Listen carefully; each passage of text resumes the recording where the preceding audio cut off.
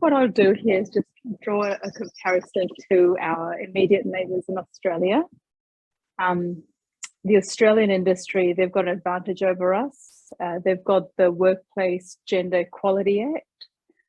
So this requires public reporting, and it's on gender balance, on gender equality efforts, which means, you know, with public reporting, it comes accountability. So this, when you give this the visibility, you start getting more traction. And we're seeing the changes and the positive changes of this already.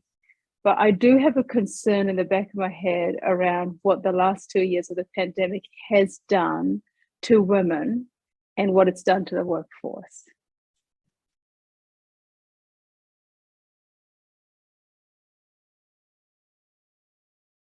You know, inclusion and people feeling valued and a really strong sense of belonging and feeling empowered, enabled to bring their best self to work is more important than diversity, you know, namely numbers of people who identify as either man or woman. There's no point in having a gender balance if the experience women are having in the workplace is not as good a culture as for men. So I feel like to achieve gender equality, the most important element is to have inclusive leadership.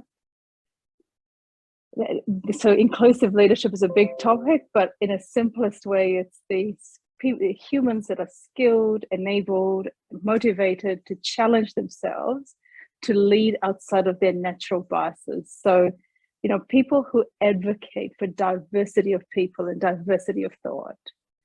So I think organizations should ask themselves, you know, how are we supporting our leaders to build their inclusively, to really build inclusivity into how they work and how they lead, and focus on that as opposed to how many women we have. There is a role for data and metrics, but not to the detriment of the lived experiences. You know, sharing those lived experiences is really powerful. And so at Arup, we measure the level of inclusion that's experienced by different identities, including gender. And we do this through a survey as well as through deep consultation conversations.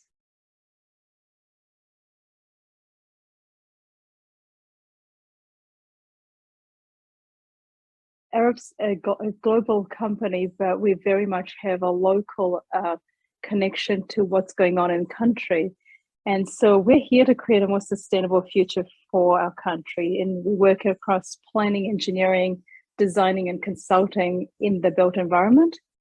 We can see we do our best work when we have as much diversity as possible around our tables because of individual passions, the strengths, the vulnerabilities they bring, as well as what is a perspective, as well as the societal lived experiences that help shape the designed outcomes into a much better outcome if we have the right level of engagement of diversity around the table.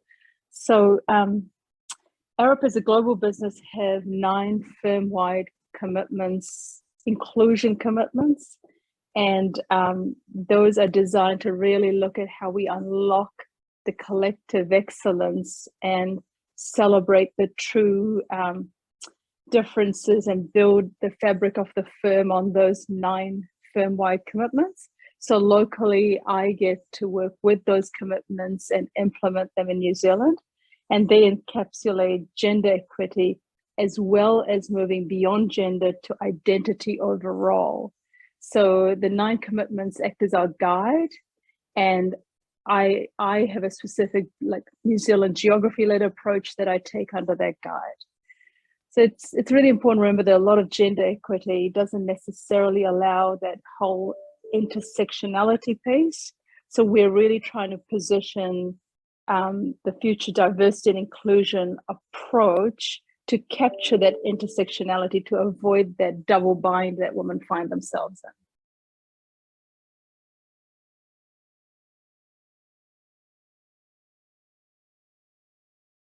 in.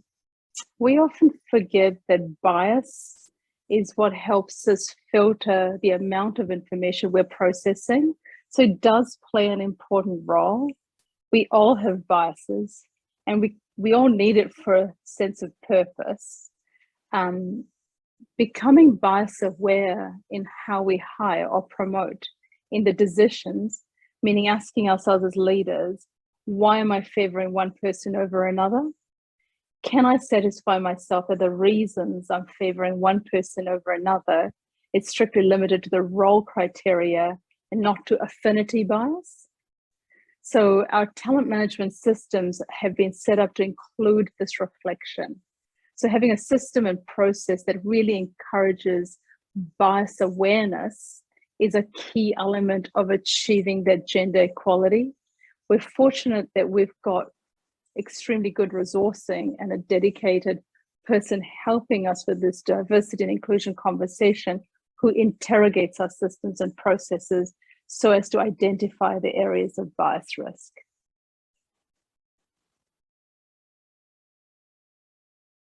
Big question.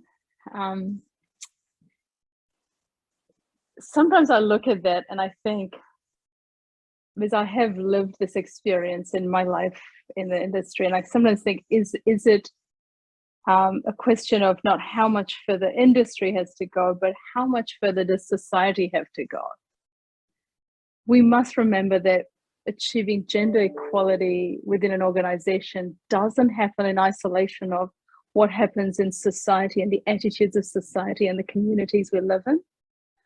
So workplaces can really help enable those attitudes of respect and equality, and getting those right behaviors that demonstrate how we should work in offices within our operations. But the power of workplaces, when we come together within industry, really can influence that societal thinking around this.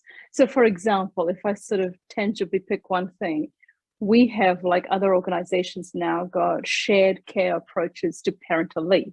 So what we do by doing that is sending a very clear message that value is placed on the whole of family or the whole of household to caring responsibilities, and kind of breaking down that stigma of women primarily being the primary carers and it being considered a maternity leave concept. So that whole changing how we think in society to really help the industry go forward.